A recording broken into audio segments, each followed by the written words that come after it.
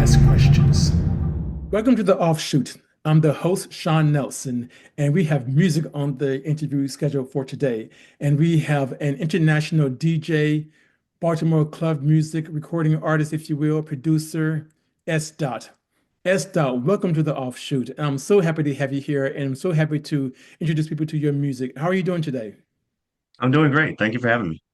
Thank you. It's an honor. And before we get started in this conversation, let's play some samples of your music. So if you don't mind, can you cue up something for our listeners and for our viewers to listen to? Sure.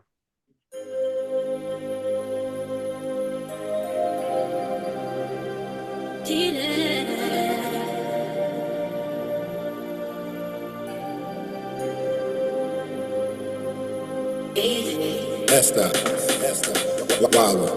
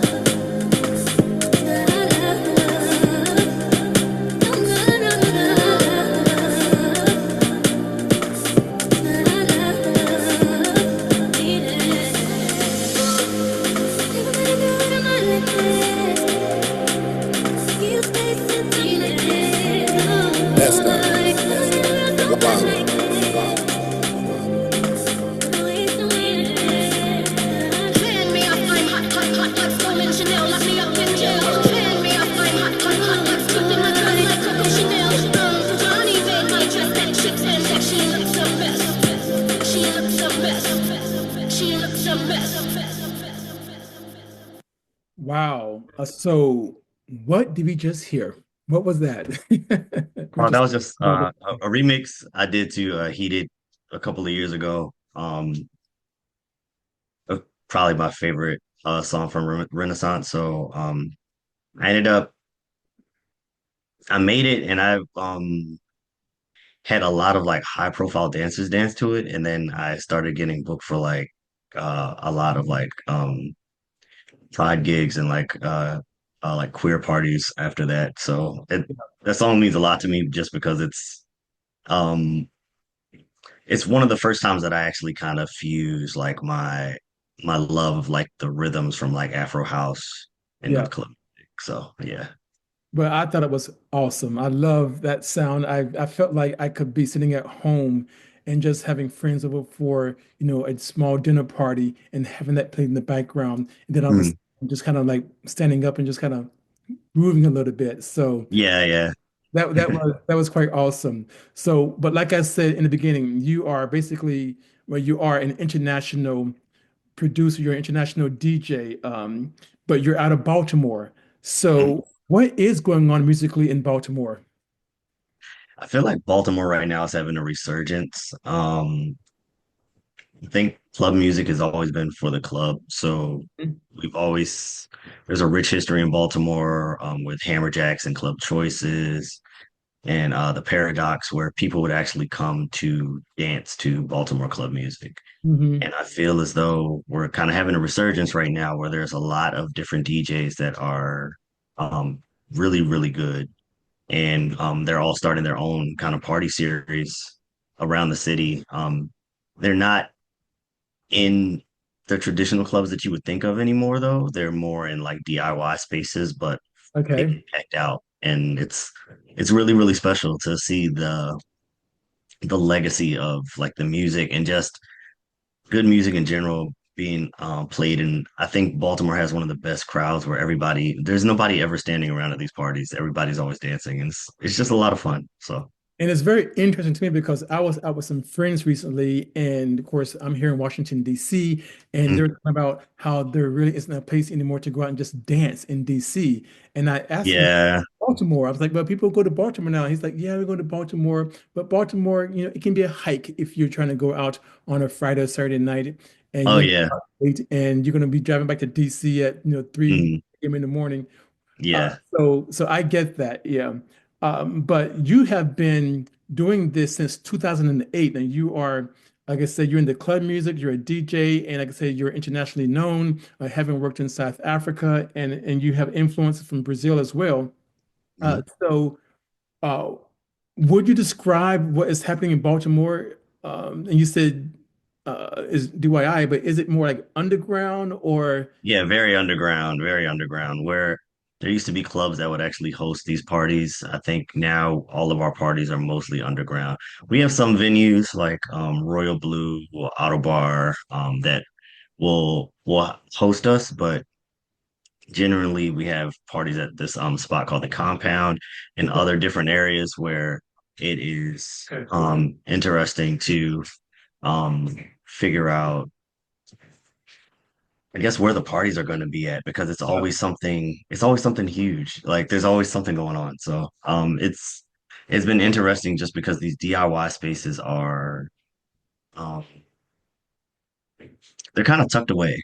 Um yeah, they're not in downtown Baltimore. you So have to be kind it's of in the know, right? You have to yeah, be. you have to kind of be in the know to figure out exactly where things are going, what's going on and what's happening. So yeah. Yeah, and I think it's great because there is this dichotomy, I believe, between DC and Baltimore, and maybe even Mhm, definitely because it's just up the road as well. mhm. But the nightlife in all three cities, particularly between DC and Baltimore, it is different. Okay, and DC is still playing go-go. Nothing wrong with go-go, but it's still a thing here, if you will. I Um, love go-go. yeah, I mean, I think it's so special that both DC and Baltimore so close to each other have such rich black musical history. And like a go-go being its own entity of DC and Baltimore music being its own entity of Baltimore, I think is extremely special. So and they're different, but people love both. Okay. yeah. But what interests me is what you're doing in Baltimore because it sounds to me, and I believe this wholeheartedly, that that sound is new, that sound is building and growing. And Mhm, Baltimore does have a history of many recording artists having coming out that city. I mean, mhm, from Tori Amos, of course, who's not R&B or hip hop, but to like Cisco and Drew Hill, who came out of mhm, Baltimore. So the city is known for producing great recording artists, and you're just in line with that.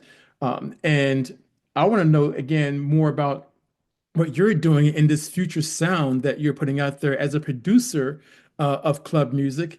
And also, what do you think that people are drawn to about your music, your sound, and what you're producing for other recording artists? Um, think for me, let me see, that's a loaded question.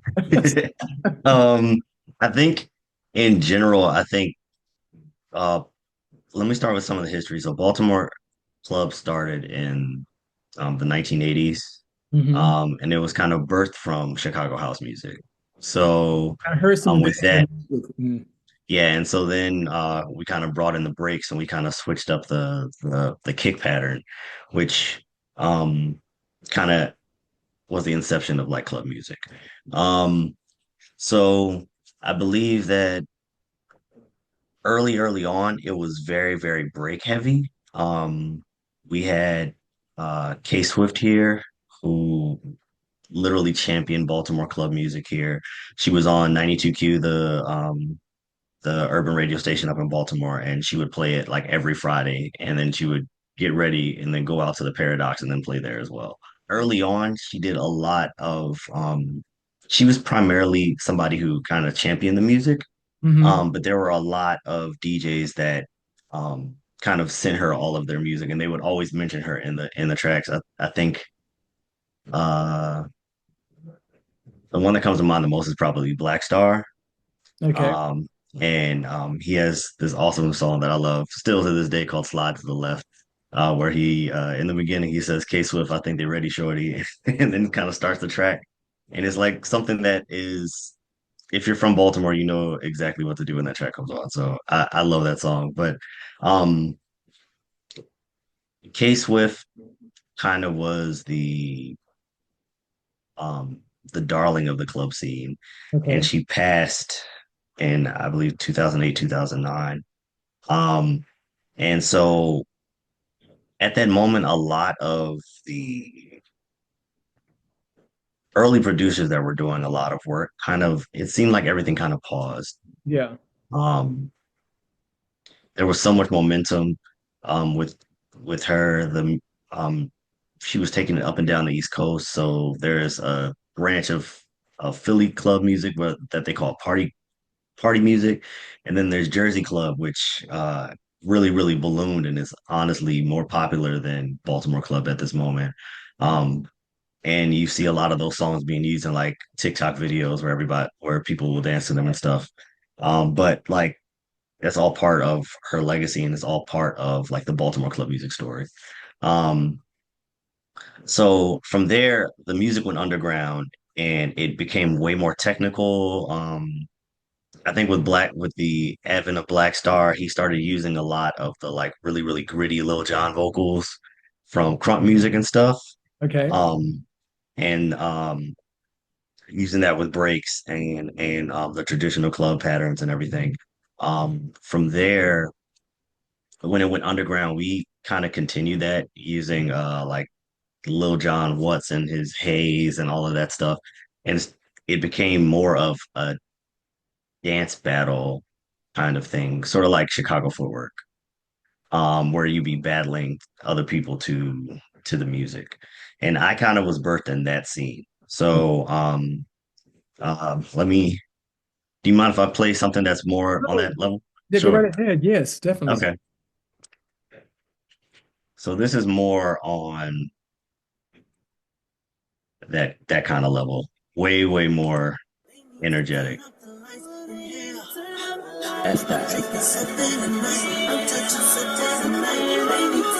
This is from probably like 2010.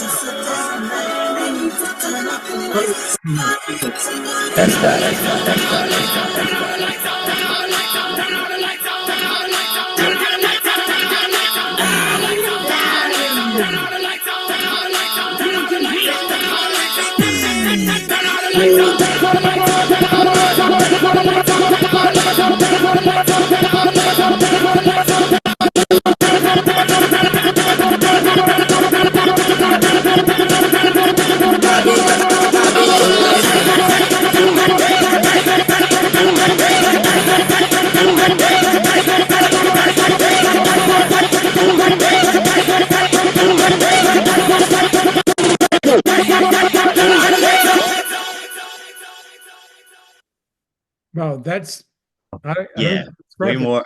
that. Yeah, it's way more footwork heavy. It's for technical dancers who have like studied club music for their whole Mhm. lives. So it's very um like Red Bull Classic, like where they would actually have like really heavy dance battles with like b-boys and stuff, and that type of stuff. So but I was birthed in that scene.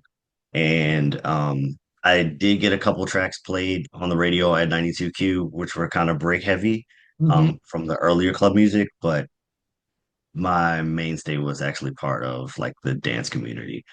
Um, since then, my influences have kind of changed. And so I still love all of that music. It's probably the hypest stuff out. And I hold it really dear because even when I play shows, I think there's still a huge swath of people that still don't know anything about that music. So like playing that music at the club, like gets everybody really hyped. So I really enjoy one still being a part of that scene, but also knowing that it's something special that only Baltimore has. Like none of the all of the subgenres of Baltimore club, like Philly and Jersey, all have that. But um, I feel like our shake off music is very, very special. Um, since then, I've kind of moved into I went to South Africa in 2016 and I heard Afro House for the first time. And I loved how their how they kind of syncopate their drums and everything kind Hmm. of into a loop, and then they kind of place like the house beat on top of it. And I was like, I was wondering how that would sound on club music. Mm. And I don't think I ever think heated the first track I played was probably the first time where I mastered that. Trying to figure out how to kind of create that syncopated loop of the drums that's not too heavy, but then you can actually put like the club kick under it. And so I've been kind of experimenting with that because it's honestly what I listen to the most now. It's mostly Afro house and home piano. So Yeah. I wanted to find a way to kind of give that back. And I think that was one of the reasons that I originally was asked to do a radio show out in South Africa, and I had done that maybe 2 years ago. And I basically let them know that I was on the way out there, and they kind of like rolled out the red carpet for me, which was wild. And I was able to do one show in Cape Town and another show in Johannesburg just off of like kind of a passion project. So it's been really neat. No, I would say it's beyond neat. Incredible opportunity. Okay. Yeah. I mean, hearing you, I'm listening to your process and the research that you put into trying to figure out if this would work with this beat, would this house sound work with this South African influence. Okay. Mhm, You have to have a certain ear for that. mhm. Tim.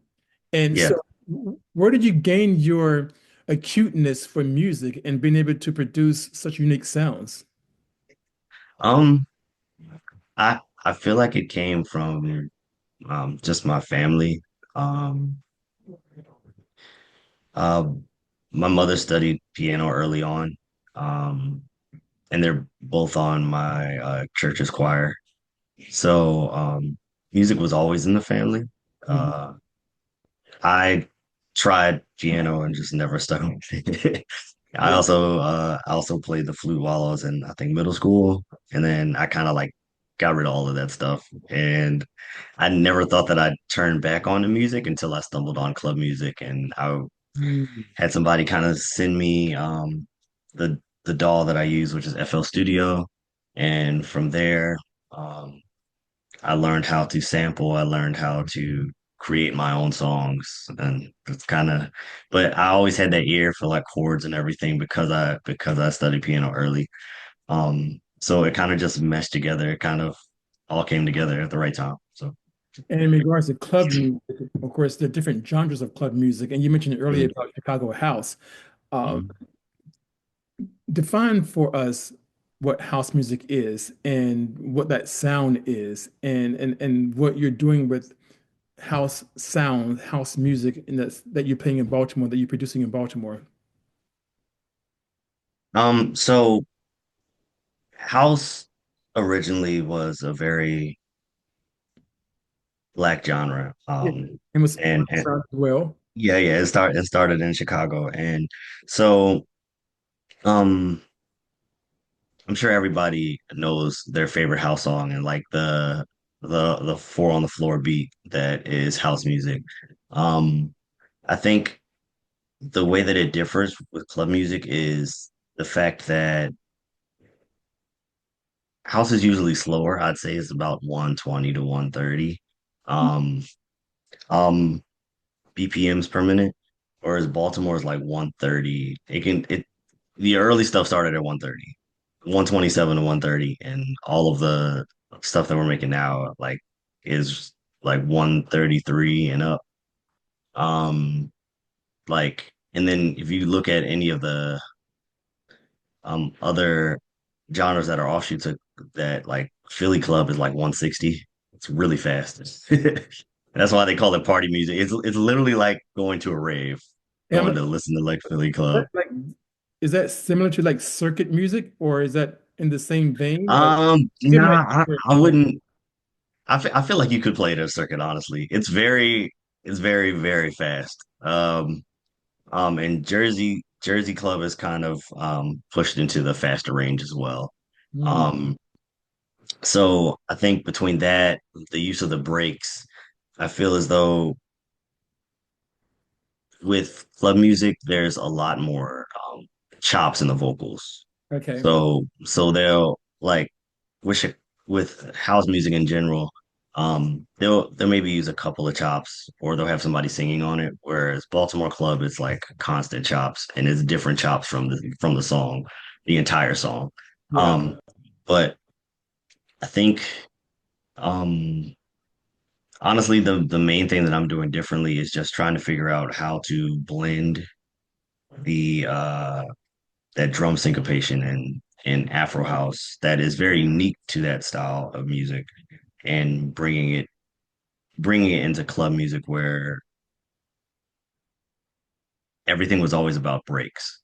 okay, So now bringing in those I'm more so bringing in drums instead of the old breaks that we've used, and then I kind of use the breaks as like background music or like so.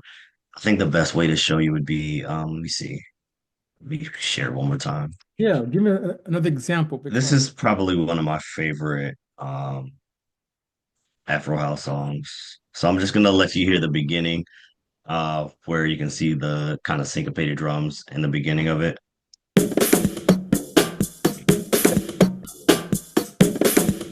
So this is probably one of the first songs I heard when I was out in South Africa, and so I'm gonna just skip around a little bit. So you can see that drum pattern that started in the beginning is literally out the whole song. So going from that to I would say like my track Free Fall, okay, which is an edit of um Tim Tim's song Free Fall with J. Cole. I was trying to pretty much figure out how to do the same thing with club music. So here we go.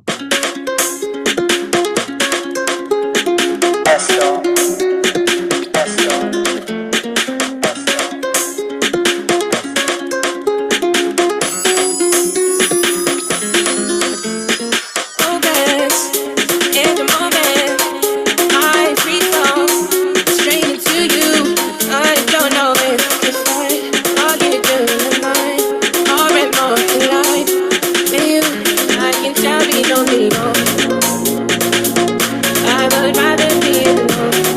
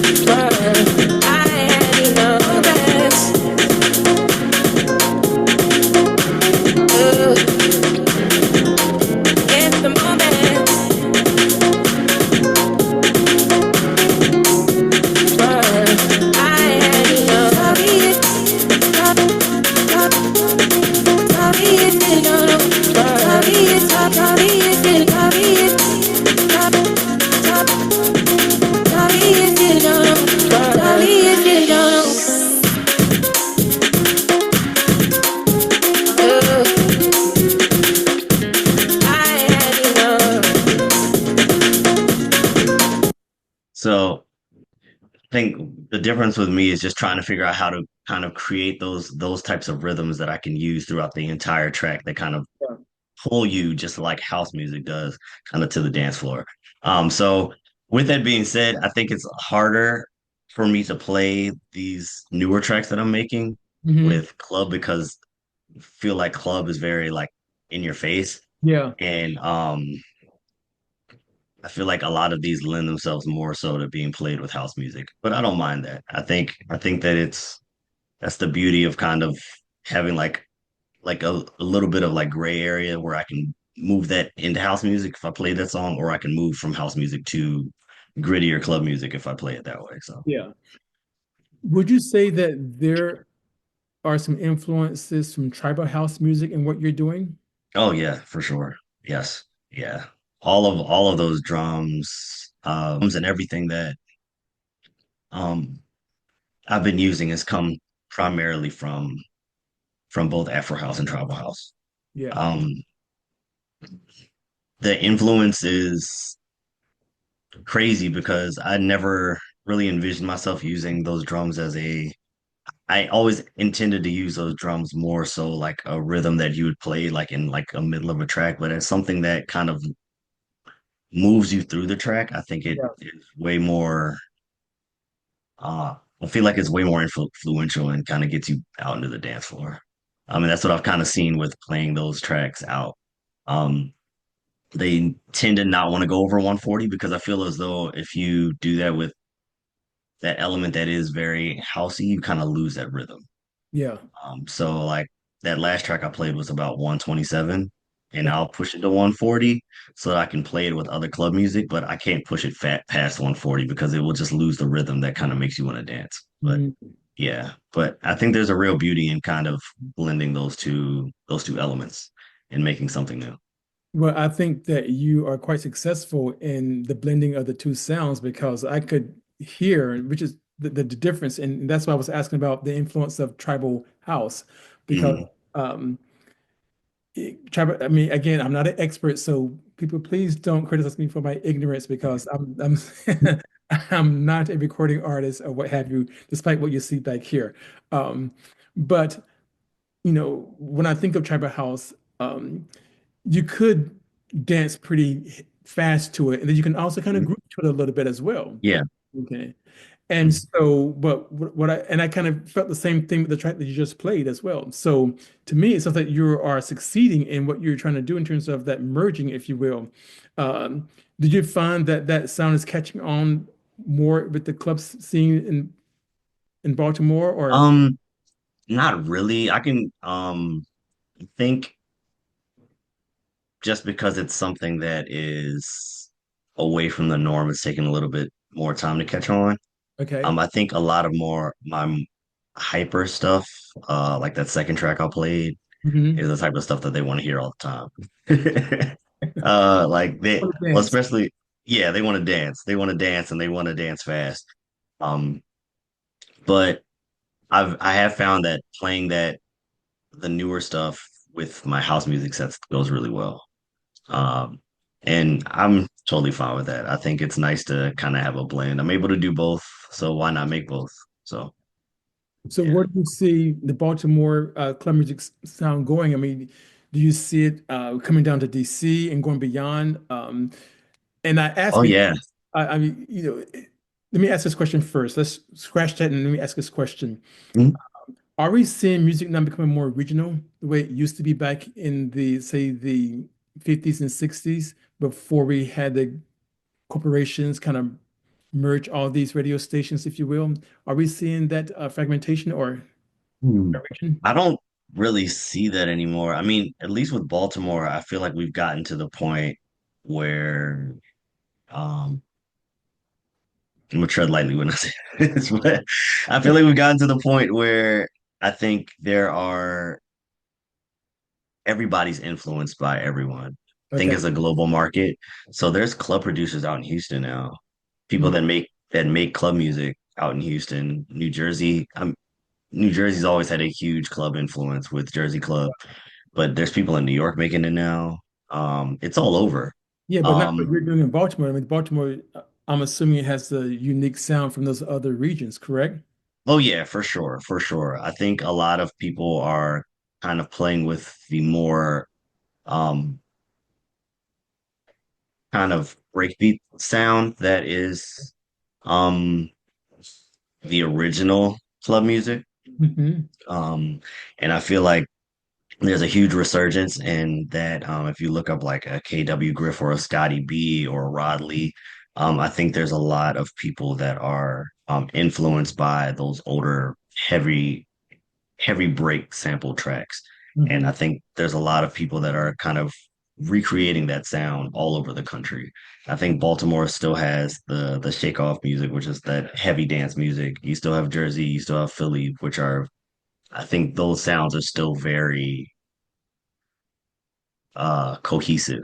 So you'll know that I feel like you'll know when somebody's kind of steeped in the history of like a Baltimore, Philly, or a Jersey Yeah, club by yeah, the way they make their music.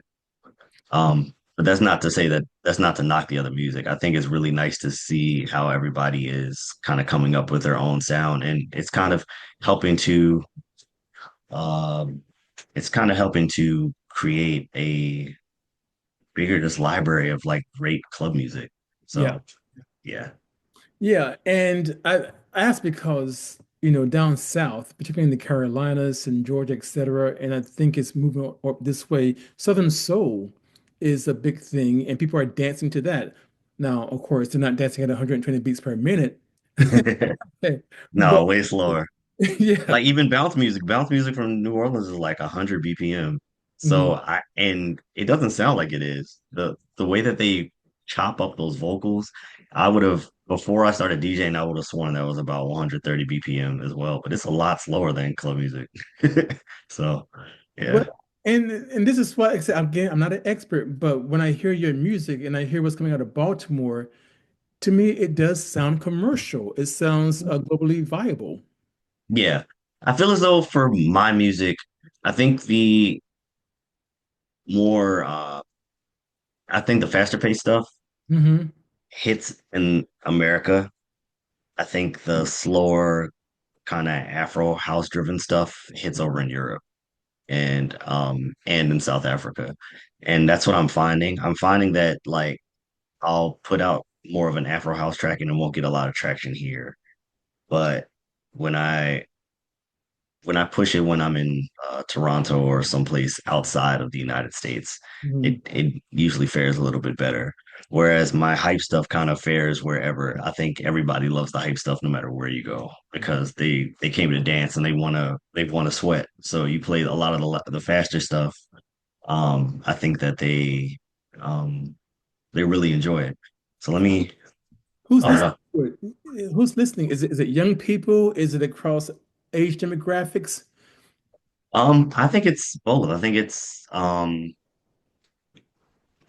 demographics. I think it's our parties. We have um trying to think of like I think people who are 21 to people that have been partying since like That's my the age. 80s, 90s, yeah. But it's so cool because it kind of creates this really, really dope scene where you have all of these people that just want to enjoy the music.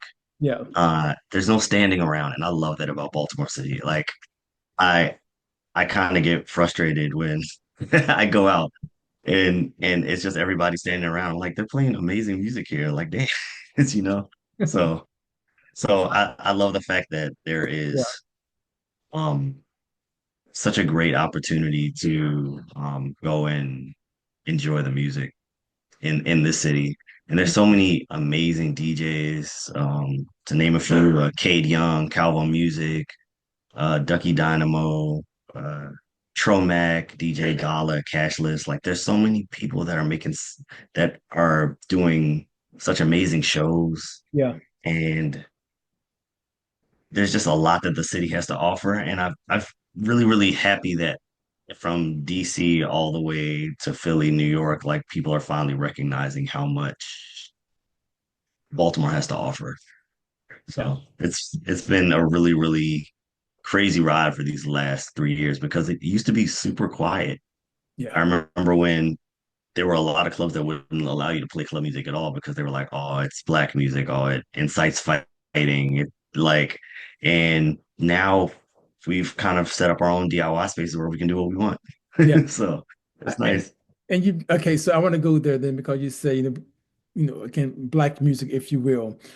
Mhm, Is that who is mostly producing the music still to this day? I mean, you're an African American young black man making this great music. Um, mhm. is that still what's happening? Are young black men and women are they the root of this, or are we seeing any appropriations of the music, or what's Oh going on? yeah, there's always appropriations. I think that I mean primarily in this city and Jersey and Philly, I think it's both. Um, I think it's I think in the big three cities that kind of branched off in to club music, I think the majority is still very black. But you have people in um Argentina making club music now. And all these different places. So I think there is a point where we've gotten to a point where it's a global sound and Yeah, people like it. So I think there's always going to be someone else that's trying to create their own sound with what came here. But I mean, you can look at I think the one thing that I'm appreciating about Baltimore, at least from my scene, especially the shake off scene, that's the dance scene, the where all of the fast music came from, very early underground before it became what it yeah. is now. Um, there's a lot of people like Cowboy Music and Slick Go Ham who Mhm. came up in the same scene as me with all of the dancers and can dance themselves, and but they're also out DJing now. So I don't feel as though there's going to be um,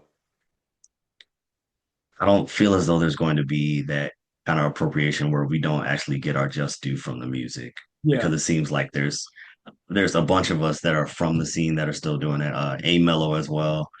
There's so many people that came up from Baltimore that are actually DJing places now that they're all starting to kind of take off in their own different way. I yeah. think that there is some hope that it's not going to be something that's completely appropriated and like house music was and just went over to the UK and like none of the black creators got their just due. I don't think that's going to happen right now. That's good to hear because I strongly believe and know that when it comes to African American culture, Black Mhm. culture in this country, the United States of America, there are influences global, okay, and it is global musically. And so I'm not surprised that other people around the world are drawn to it. And I think that's a good thing because I think through music, through what you're doing, you can tell our stories as the people in this country. So I think that's a great thing. So I don't knock it as long as they give us credit, as long as they give you credit for what you're doing. Oh yeah, I'm definitely pushing for credit and like having to learn copywriting and all of that stuff. Yeah. Coming from a genre where all we did was sample and like now I'm creating my own originals. Like had to learn all of that stuff so that I can get to a point where um, I can actually own my own music. So I think that that's incredibly important. Yeah. For the so I've been DJing for about 3 years, but and probably making original for about 3 years as well. Most of my stuff before that was all remixes or heavily sampled music, Yeah. and so I'm trying to learn um, all of this as I go. But I feel like I'm kind of making my way. But, and again, I'm not an expert, but I think that's also how New Jack Swing came to be. They were learning as they were Yes. going along. So again, I repeat myself, this is why I think that what you're doing, your sound is commercial, is viable, and I am giving you all the positive energy that it just blows up. Mhm. And Thank you. you're very welcome. And I'm not saying that to be facetious because, again, as a journalist, I used to cover the music industry. I used to interview recording artists every day as a reporter. Mhm. And quick story, in the 90s, I remember Mhm. getting like 10 CDs or 20 CDs on my desk one day. And I'm like, oh my God, all these CDs. So I started listening to them, and then I picked this one CD, I put it into my computer, and I started listening to it. I said, okay, this is good. I said, oh, this is good. Third track, oh, this is really good. Okay, you know what? This is really good. I'm going to interview this band. I interviewed the band. Okay, the guys were great. Okay, and then they came to town, which is a very, very small town, small city in South Carolina, Florence, as a matter of fact. And I went to the show, very small, hole in the wall place. And Mhm. I said, this is really good, great performance. And I went up to the lead vocalist of the band and I said to him, I said, you're going to be famous. You're going to be a huge, big star. And he's like, no, no, I don't believe that. And I said, "No." I said, trust me, you're going to be huge. And that guy was Scott Stapp. That band was Creed. And of course, they went on to become one of the biggest selling bands of the 90s and the early 2000s.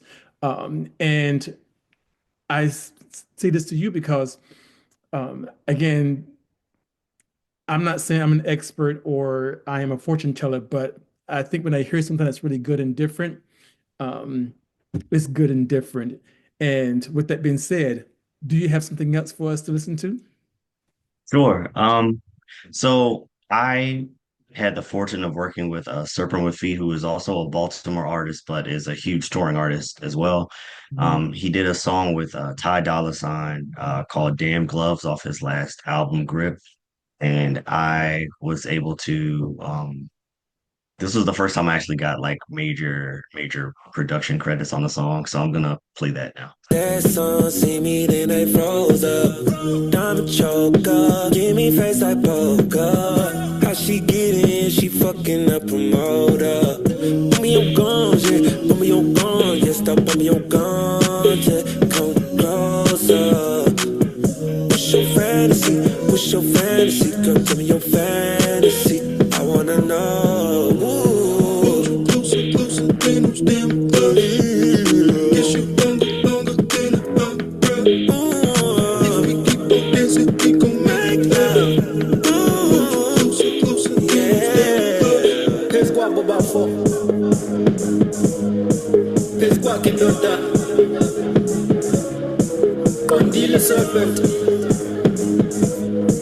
Condi le tight spaghetti petrol. Closer than those damn gloves. Guess you longer than a umbrella. If we keep on dancing, we gon' make love. Hold you closer than those damn gloves.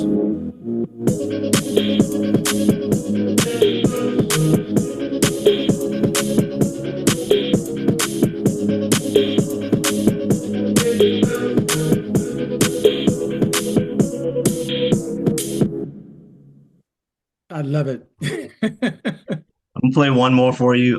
This is Are We Friends? This is probably my favorite track, probably my most successful sample track. Okay. Um, it samples The Weeknd's song Best Friend. Um, and I love this track, so I'm gonna play this for you. All right, let's hear it.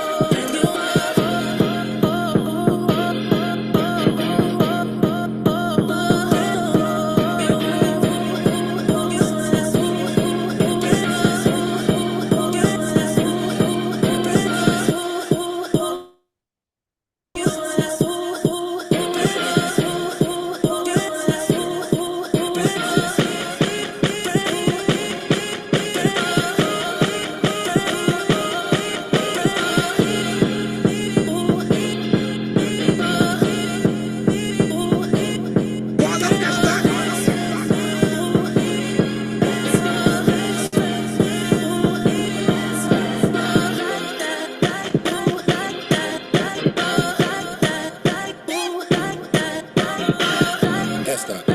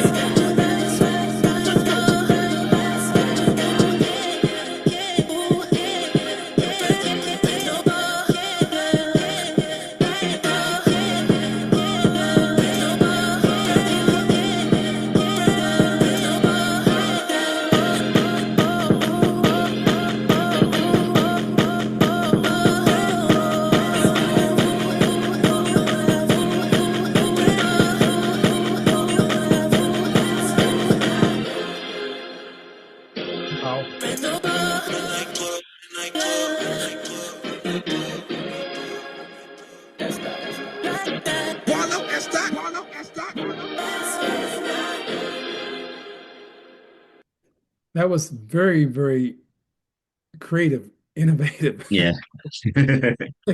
Yeah, so that's last track is more of the stuff that they want to hear from me, is at least in the States. Very chopped up vocals.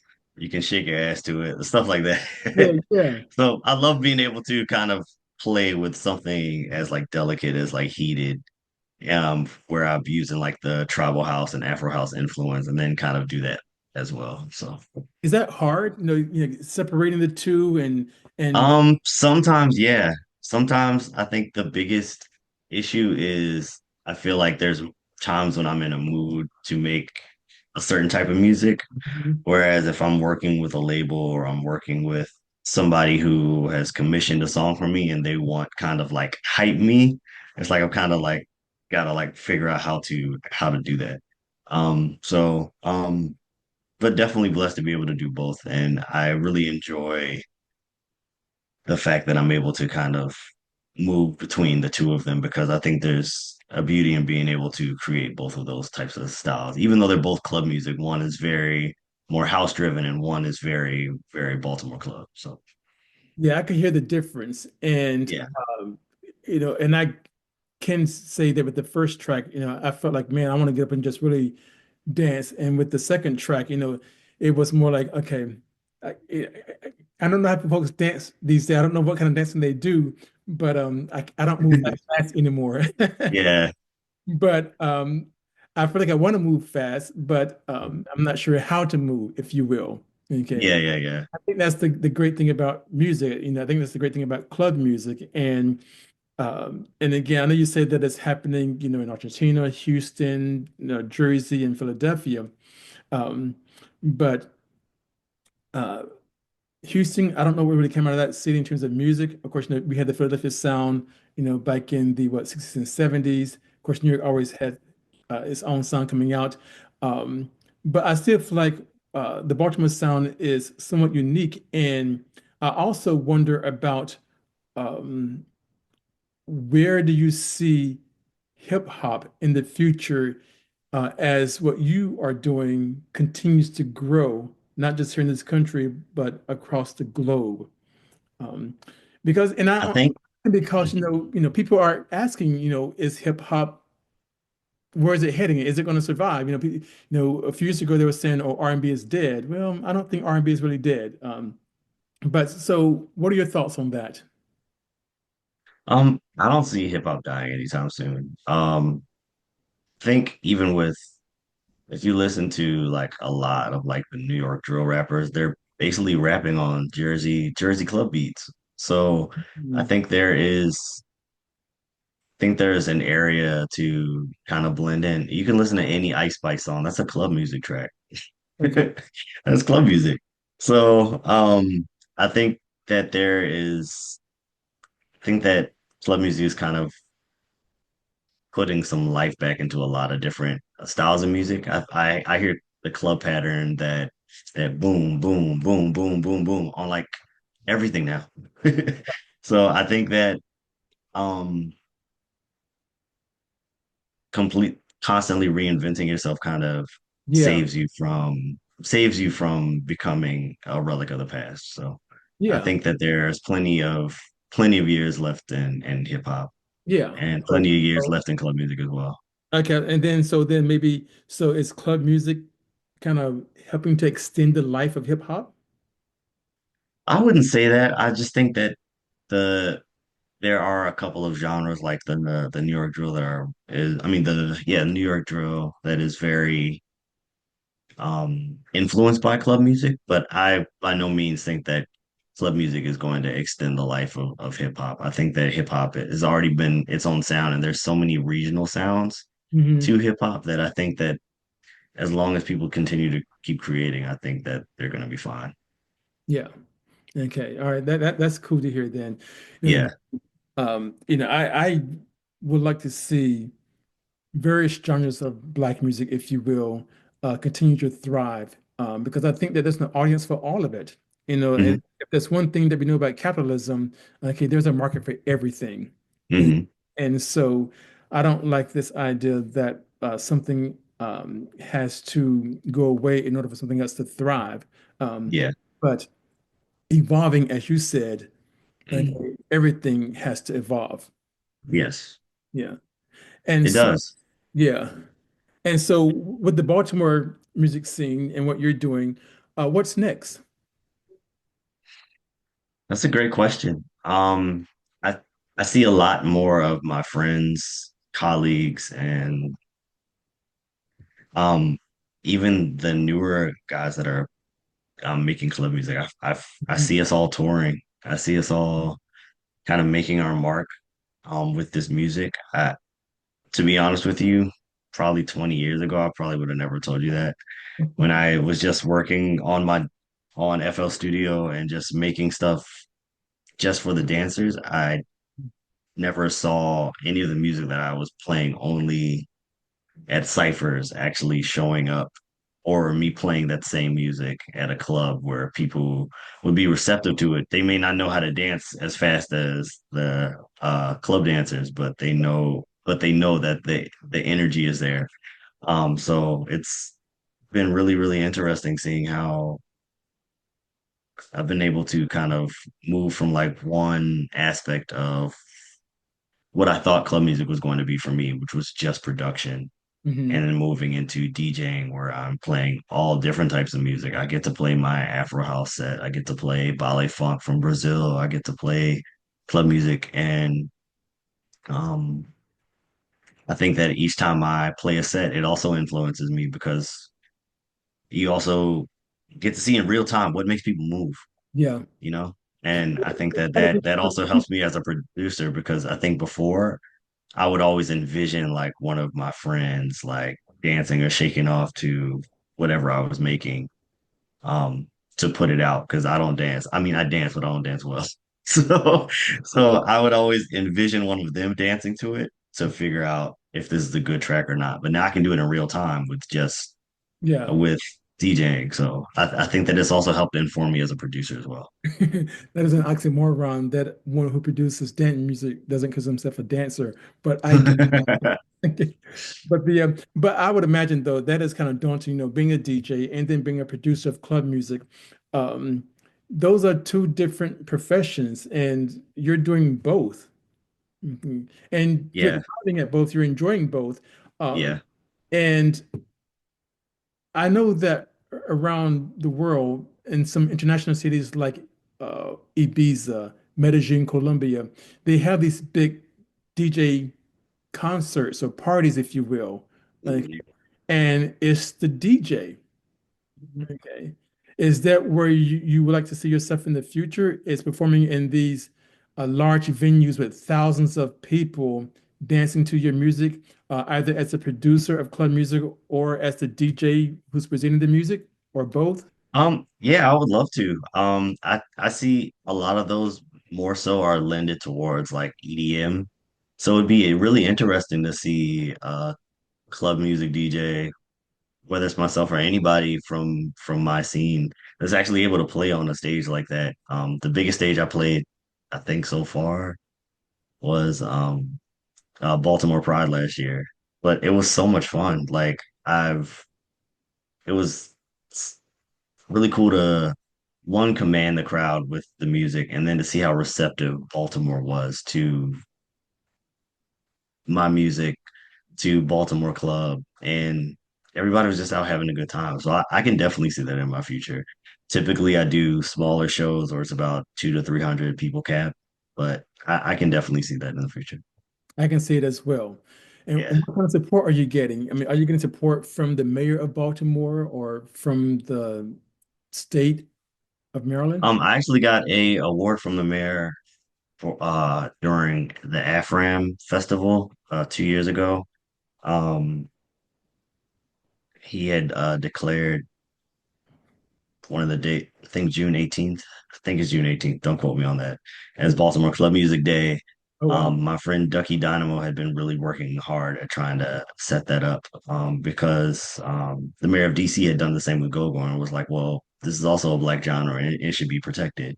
Yeah. So that first African American Music Festival, I actually received an award for being a trendsetter um, in Baltimore club music and got an award from the mayor, which is also super surreal. But yeah, I think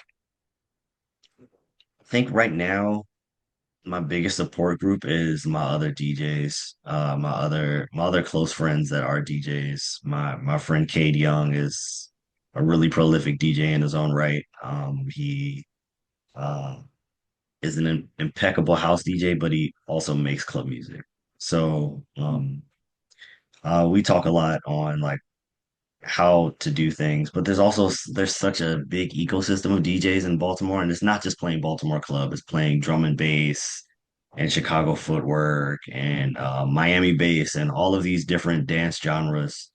And we all kind of work together to make sure that nobody's kind of like falling behind. And I really appreciate that. Whereas I know there's a lot of other scenes with DJs where it's like cutthroat and it's like, I don't ever want to see you on the stage because it means you're taking money out of my pocket. And I don't think I've ever had to deal with that here.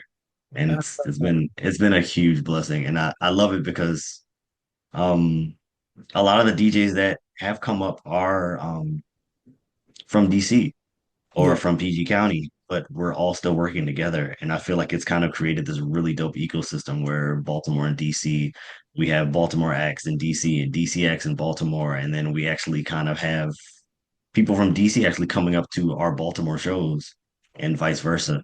Well, I And so know. Yeah. yeah, so it just, Yeah. yeah, it just has become such a great ecosystem for community. And I'm glad to be a part of it. Yes, and I always say that there's enough to share and to spare, so there's no need to Hmm. fighting, if you will. Yeah. Yeah, so I think it's great. So to the listeners of this podcast of the Offshoot, please reach out and take a listen to S.DOT's music. Go to some of his shows. Um, so give me something that might be surprising to know about your music or about you as a DJ or club music. Um, what would you like folks to know? Um, hmm. About my music, um, I would say that it takes me a lot longer than most people would think to produce a song. I have friends that will produce in a day. My friend Traps and Trees, who's a big Philly producer, he'll put a song together in 3 hours. It Wow. takes me it takes me at least like 3 days to kind of flesh out an idea. And I'm starting to get better and faster at it. I think it really depends on if I'm like super inspired and I've been thinking about the song over and over again. I actually know where I want to lay everything down. But typically it takes me about 3 days to like put something down, especially like especially something where it's like the Afro house rhythm and club, because I've got to make sure that it fits on the club beat. So Yeah. if it doesn't fit there, then I can't start the track. I still So think I that don't, short. I mean, to me, I'm like, yeah. I thought you were gonna say like, oh, 2 weeks or maybe a month. No, I mean there are songs that really do take that long where I have an idea or I'll have a melody um um that I've already put together in my head, Hmm. beatboxed it into my phone through the voice memos app, and like I've created it in the music software, but I have no other ideas and I don't have any other bones. So I just sits there until I figure it out. So Wow. yeah. So it happens, but it doesn't happen as often as it used to. But I think another thing to know about me, I'm actually going on my first tour. Uh International? this no, it's all gonna be national this time, in May. So I'm starting at my friend DJ Dollar's party called the Dollar Store, and I'm going to be it's gonna be DJ Dollar, myself, and DJ Nico, who is a really prolific DJ out of Memphis, Tennessee. Okay. And we're all going to be playing all night. And then the next night, I'm playing in DC at 618 Whiskey Cocktail Lounge. Okay. Um, then I'm going to Philly for an actual like dance cipher. So more of the stuff that I was born into, Yeah. the very heavy dance cipher music, playing a lot of the fast stuff for dancers for a competition. But it's going to be Baltimore versus Philly. So I'm doing that on May. Yeah, so I'm gonna do that on May 10th, and then I'm playing at Keanu's Bar in New York on the 17th, and then I am doing a big show in Chicago, but I can't say any more about that one yet. Uh, okay. But like, so I've got 5 gigs coming up in May, and this is my first tour ever. Most of the other ones, it was just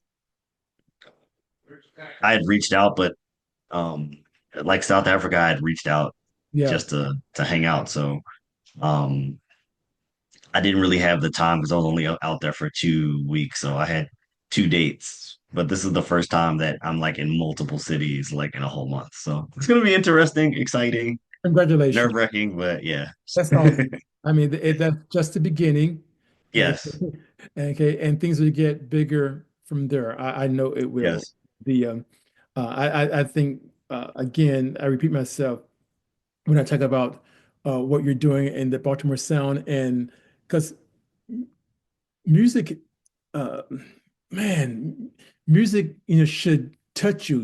It should Mhm. really make you want to get out of your seat. It should reflect your emotions, if you will, whatever mood Mhm. might be in a given moment. And and I do believe that, and I don't want to get political here, but I believe that where we are politically in terms of how some folks feel about uh I guess quote the decline end quote of the country, if you will, especially among Black Americans.